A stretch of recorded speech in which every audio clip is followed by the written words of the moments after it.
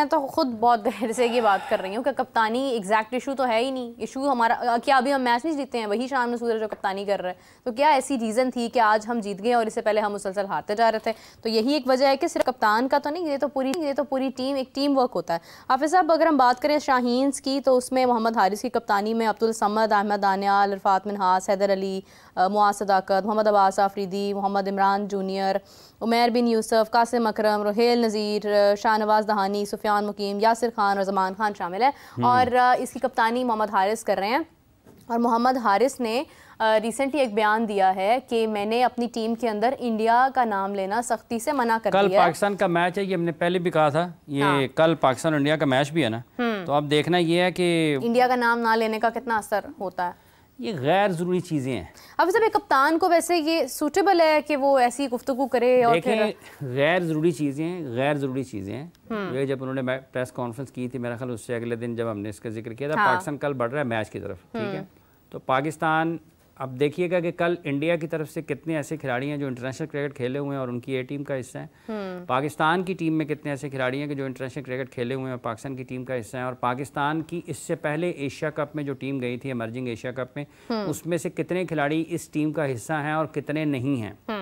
وہاں پر لوگ طیب طاہر کے بارے میں پوچھ رہے ہیں کہ یار وہ تو بڑا اچھا پلیئر تھا, پچھلی مرتبہ آیا تھا فائنل میں, اس نے 100 کیا تھا, یہاں پر کیوں نہیں آیا؟ ٹھیک ہے. محمد حارث صاحب کو بیسٹ آف لک سب سے پہلے کر, کیونکہ کل پاکستان انڈیا خلاف میچ کھیل رہا ہے, پاکستان میچ جیتے تو سب سے اچھا یہی ہوگا, کیونکہ پاکستان کو میچ جیتنا چاہیے. لیکن یہ جو غیر ضروری گفتگو ہے نا, غیر ضروری گفتگو جس میں آپ کو کوئی وہ نظر نہیں آتی ہے, مطلب گیلری والی باتیں کرنے کی ضرورت نہیں ہے. کپتان, کوچ, ٹیم مینجمنٹ جو ہے, ان کی طرف سے خالصتاً وہ گفتگو سامنے آنی چاہیے جس کا براہ راست کھیل سے تعلق ہوتا ہے. براہ راست کھیل سے, آپ کی حکمت عملی کے ساتھ, آپ کی منصوبہ بندی کے ساتھ, آپ کی پری میچ جو تیاریاں ہیں اس پہ اگر آپ کچھ بات کرنا چاہیں, آپ میچ میں پوسٹ میچ جب آپ آتے ہیں تو آپ پوسٹ میچ کے بارے میں بات کریں کہ ہمارے سے کیا غلطی ہوئی, پلان ہمارا کیا تھا, ہم اس کو کیوں ایگزیکیوٹ نہیں کر پائے. آپ سے میچ چھین کر لے گئے اچھا کھیل کر, آپ ان کی تعریف کر دیں کہ اس مومنٹ پر ہمارے پاس موقع تھا لیکن انہوں نے اچھا کھیل لیا, ہم اس کو نہیں روک سکے. ایسا ہوتا ہے نا, آپ نہیں روک پاتے, ٹھیک ہے. تو یہ چیزیں ہیں جن کو ان کو بات کرنی چاہیے. اور جتنا ان پر کپتانی کے حوالے سے پاکستان کرکٹ بورڈ اعتماد کر رہا ہے, مطلب جس طرح سائم ایوب بہت لکی ہیں کہ ان کو بہت چانسز ملے ہیں, اسی طرح سے حارث بھی بہت لکی ہیں جتنے ان کو چانسز ملے ہیں. میں ابھی ایک تصویر ڈھونڈ رہا تھا, مجھے نظر نہیں آ رہی, علیم ڈار صاحب کی نا کوئی 15 سال 16 سال پرانی تصویر ہے. اچھا. وہ میں نکال رہا تھا کہ شاید نکل آتی تو میں طیب کو بھیج دیتا, اور طیب صاحب وہ لوگوں کو دکھاتے. اس لیے میں پھر یہ کہتا ہوں کہ علیم بھائی کے ساتھ میری بڑی پرانی دوستی ہے, محبت اور احترام کا اور عزت کا رشتہ ہے, لیکن سلیکشن کمیٹی میں ان کو نہیں آنا چاہیے تھا.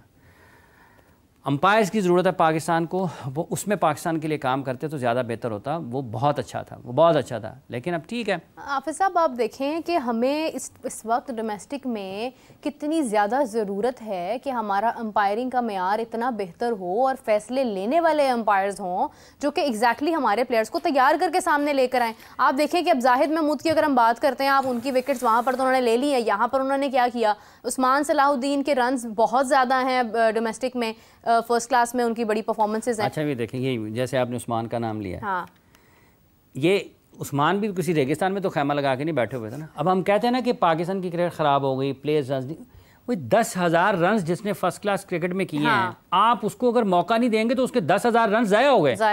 وہ اس میں سے کچھ ہزار ایڈ کرنے ہیں پاکستان کی ٹیم کے لیے انٹرنیشنل کرکٹ میں, ٹیسٹ کرکٹ میں کھیلتے ہوئے, تو وہ وقت آپ کو ملے گا اس کی جگہ پر پاکستان کی ٹیم کے لیے بلے باز تیار کرنے کا. یہ نعمان اور ساجد اگر ان کنڈیشنز میں آپ کے لیے میچز جیت سکتے ہیں, یا باہر اب اگر آپ بنگلہ دیش جا رہے ہیں, آپ سری لنکا جا رہے ہیں, یہ جو ہے, یا ویسٹ انڈیز جا رہے ہیں, تو یہاں پر آپ کے لیے ٹیسٹ میچز جیت سکتے ہیں نا. تو آپ ان کو ساتھ رکھتے اور ان کے ساتھ اور لوگوں کو تیار کریں. وہ فیصل ہیں, سفیان ہیں, مبصر ہیں, مہران ہیں, جتنے بھی اسپنرز ہیں, تو آپ کو 2-3 سال کا وقت ملے گا کہ آپ ان کو تیار کریں گے. یہ واپس کرکٹ چھوڑ رہے ہوں گے, ان کی جگہ پر یہ جا رہے ہوں گے, تو جب وہ آ رہے ہوں گے اوپر, ان کے نیچے آپ اور ایج گروپ میں لوگوں کو تیار کر رہے ہوں گے. تو یہ ایک سائیکل ہے. اگر وہ سائیکل لوگوں کو نہیں چلانی آتی تو پھر اس میں ہمارا کیا قصور ہے؟ یہ اسی لیے ستیاناش ہوا ہے. نہیں بالکل صحیح بات ہے. میں یہی بات کر رہی تھی کہ مطلب آپ کو پھر ضرورت ہے نا کہ آپ ان کو استعمال کرنا بھی تو آپ نے ہی ہے. خیر حافظ صاحب امپائرنگ کی بھی اگر ہم بات کرتے ہیں, آپ دیکھیں کہ اتنے سارے ریکارڈز ہوتے ہیں لوگوں کے, اتنے سارے رنز ہوتے ہیں, وکٹس ہوتی ہیں, لیکن جب وہ انٹرنیشنل سطح پر آتے ہیں تو وہاں پر ان سے کچھ بھی نہیں ہوتا ہے. تو پھر امپائرنگ کی بھی تو ضرورت ہے نا, یہ دیکھنے کی ضرورت ہے کہ اگر کسی کے رنز ہیں یا کسی کی وکٹس ہیں تو وہ کس لیول پر لی گئی ہیں, وہاں پر امپائر کون تھا. یہاں پر تو سننے میں آیا کہ پلیئرز جو ہیں وہ جناب اسکریچ کرتے ہیں بال کو, اور ڈومیسٹک میں ان کی عادت ایک بن جاتی ہے, امپائرز ان کو ٹوکتے ہیں لیکن وہ ان کو ریپلیس نہیں کرتے ہیں, ریموو نہیں کرتے ہیں, کوئی اسٹرکٹ ایکشن نہیں لیتے ہیں, وہی آتے ہیں ان کی پکی ہو جاتی ہیں, کل کو جب وہ انٹرنیشنل سطح پر جاتے ہیں تو وہ کھیل نہیں پاتے. دیکھیں بات یہ ہے کہ اگر یہ تو ذرا مشکل ہے کہ اگر کوئی بال کو چھیڑتا ہے تو مخالف, اور وہ امپائر کو بتاتا ہے, اور مخالف ٹیم کا جو کھلاڑی ہے جس کے خلاف بیٹنگ کر رہے ہیں نا, اگر ان کو یہ پتہ چلتا ہے کہ بال کے ساتھ چھیڑخانی ہو رہی ہے, اس پہ تو خاصی سختی ہونی چاہیے. ٹھیک ہے, اور ایسا میرا نہیں خیال کہ بہت آسان ہوگا کہ بیٹسمین کسی کو بال چھیڑنے دے, اور بال تو اوور کے بعد امپائر کے پاس چلا جاتا ہے. تو اگر کوئی کر رہا ہے اور جو بیٹنگ کر رہا ہوتا ہے اس کو اچانک اگر بال گھومنا شروع ہو جائے تو اس کو پتہ چل جاتا ہے کہ کچھ ہو رہا ہے, تو وہ فوری طور پر پکڑ کر بھی سکتا ہے. یہ اور چیز ہے, لیکن جو امپائرنگ کا معیار ہے وہ ذرا مختلف چیز ہے کہ آپ کی جو ڈیسیژن میکنگ ہے وہ اس میں آپ کیسے ہیں, آپ کس پروسیس کے ذریعے وہاں پر پہنچے ہیں. اگر آپ کو ڈومیسٹک میچز ملتے ہیں, آپ کو فرسٹ کلاس کے میچز مل گئے ہیں, آپ کو نیشنل T20 کے میچز جو ٹیلی ویژن پر آتے ہیں, چیمپئنز کپ کے میچز مل گئے جو آپ کو ٹیلی ویژن پر آتے ہیں, یا کائزن ٹرافی کا فائنل آپ کو مل گیا جو آتا ہے ٹیلی ویژن پر آتا ہے, PSL میں آپ کو آ گئے ہیں, تو یہ تو ایک پروسیس کے ذریعے امپائرز جو ہیں ان کے لانے کی ضرورت ہے. اور اگر میرٹ پر لگائیں نیچے لوگوں کو, آپ ان کو ایک پورا نظام ہے نا, جیسے آپ کرکٹ کراتے ہیں, انڈر 19 کی کراتے ہیں, 16 کی کراتے ہیں, A ٹیم کی کراتے ہیں, آپ ویمن کرکٹ کراتے ہیں, آپ کی فرسٹ کلاس کرکٹ ہے, پھر آپ کی لوکل انٹرنیشنل کرکٹ آپ ہوسٹ کرتے ہیں, پھر آپ PSL کراتے ہیں. تو ایک پروسیس ہے, اس میں جس شعبے میں زیادہ مہارت رکھتا ہے اس کا اس شعبے میں استعمال زیادہ بہتر انداز میں کیا جانا چاہیے. DRS پاکستان برا لیتا ہے, اس پر لیکچرز کی ضرورت ہے, تسلسل کے ساتھ آپ کچھ نہ کچھ کریٹ کرتے ہیں نا, آپ کیسے جج کریں گے, آپ نے ٹائملی کیسے کرنا ہے رسپونڈ DRS کے اوپر. تو یہ سائنس ہے نا, اس کے اوپر بٹھا کر کھلاڑیوں کی اس شعبے میں تربیت کی ضرورت ہے. اگر آپ اچھا ریویو لیں گے تو اس کا پاکستان کو فائدہ ہے, اچھا ریویو نہیں لیں گے تو پاکستان کو نقصان ہے. تو یہ اگر آپ نے 2 ریویو ہیں آپ کے اور آپ نے ضائع کر دیے ہیں اور آخر میں میچ پھنس گیا ہے, اب وہ آؤٹ ہے لیکن آپ کے پاس ریویو نہیں ہے, تو کیا کریں گے, ضائع ہو گیا, تو جو فائدہ دوسری ٹیم لے جائے گی تو نقصان ہوگا نا. تو یہ وہ چیزیں ہیں جو امپائرنگ کے ساتھ ساتھ کہ امپائرز کو آپ نے کیسے تربیت ان کی کرنی ہے, اور آپ نے امپائرنگ کی جو مختلف چیزیں ہیں جو کہ براہ راست کرکٹ میچ میں جڑی ہوتی ہیں, جیسے یہ DRS ہے, آپ نے اس میں اپنے پلیئرز کی اسکل کو کیسے ڈیولپ کرنا ہے, وکٹ کیپر کو, بالر کو, جو آپ کے پاس کھڑے ہوتے ہیں فیلڈرز جن کو ذرا بہتر نظر آ رہا ہوتا ہے, انہوں نے کن کن چیزوں کو دیکھنا ہے. تو یہ کرنے کا کام تھا نا علیم ڈار صاحب کا, اس کو پاکستان کرکٹ بورڈ ان کے خدمات حاصل کرنا چاہتا تھا, تو وہ اس سلسلے میں ان کے خدمات حاصل کرتے ہیں جس میں ان کی مہارت ہے, اور وہ زیادہ بہتر تھا. بہرحال ٹھیک ہے, اب وہ آ گئے ہیں, فیصلے ہوں گے تو دیکھا جائے گا. بنیادی طور پر تو جب تک سلیکشن کمیٹی میں عاقب صاحب ہیں تو وہ تو زیادہ جو ہے نا سنتے تو وہ ہیں, اس میں تو کوئی شک نہیں ہے, لیکن جو زیادہ تر فیصلے ہوں گے وہ ادھر رجحان ہوگا. ہاں ایٹ لیسٹ مطلب یہ ہے کہ آپ کو کوئی کنفیوژن نہیں ہوگی, آپ کو اندازہ ہوگا کہ یہ سوچ سمجھ کر لیے گئے فیصلے ہیں. حافظ صاحب اسی کے یہ جو ہمارا راولپنڈی کا ٹیسٹ میچ رہ گیا, اس کے فوراً بعد ہمارا آسٹریلیا ٹیسٹ میچ ہے, اور اس کے اوپر بھی خاصی نظریں ہیں لوگوں کی, کیونکہ ہمارا بھی کوئی کپتان بھی ODI کا یا T20 کا ابھی تک اناؤنس نہیں ہوا ہے. تو حافظ صاحب جتنا آپ جانتے ہیں عاقب جاوید صاحب کو, یا جتنا ان کی ایک نیچر کو, ان کے سلیکشن کے لیول کو ہم بھی ابھی تک سمجھ چکے ہیں, تو کیا محسوس ہو رہا ہے, کیا آسٹریلیا سیریز میں بھی اسی اسکواڈ کے ساتھ آگے جایا جا سکتا ہے, حسنین کو شامل کیا جا سکتا ہے؟ دیکھیں ڈپینڈ کرتا ہے کہ آپ کہاں جا رہے ہیں, آپ کہاں جا رہے ہیں, وہاں پر کنڈیشنز کیا ہیں.